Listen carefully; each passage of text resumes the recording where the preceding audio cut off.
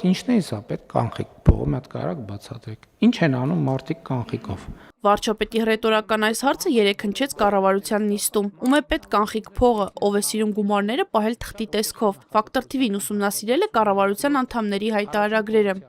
Փոխվարչապետ Մհեր Գրիգորյանը 50 միլիոն դրամ կանխիկ ունի, Տիգրան Խաչատրյանը $10,000, աշխատանքի եւ սոցիալական հարցերի նախարար Արսեն Թորոսյանը 3 միլիոն դրամի չափով կանխիկ է հայտարարագրել, Արդարադատության նախարար Սրփուի Գալյանը 2.7 միլիոն դրամ, $5,000, Արտաքին գործերի նախարար Արարատ Միրզոյանը $37,000 եւ 2.750.000 դրամ, Առողջապահության նախարար Անահիտ Ավանեսյանը կանխիկ 250.000 դրամ ունի, Բարձր տեխնոլոգիական արդյունաբերության նախարար Մխիթար Հայրապետյանը 4.910.000 դրամ եւ 8.700 եվրո, Էկոնոմիկայի նախարար Գևորգ Պապոյանը 1.900.000 դրամ է հայտարարագրել, Ներքին գործերի նախարար Արփինե Սարգսյանը 1.5 միլիոն դրամ, $34,000 եւ 500 եվրո, Շրջակա միջավայրի նախարար Համբարձում Մաթևոսյանը 2 միլիոն դրամ կանխիկ գումար ունի, տարվա սկզբին առկա $20,000 կանխիկը ծախսել է։ Պաշտպանության նախարար Սուրեն Պապիկյանը $20,000, 10,000 եվրո եւ 1 միլիոն դրամ է հայտարարագրել։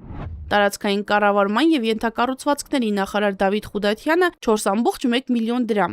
Ֆինանսների նախարար Վահե Հովանիսյանը 100,000 դրամ։ Կառավարության միակ անդամը, որը կանխիկ գումար չի հայտարարագրել, Կրթության, գիտության, մշակույթի եւ սպորտի նախարար Ժաննա Անդրեասյանն է։ Ինչ կա, որ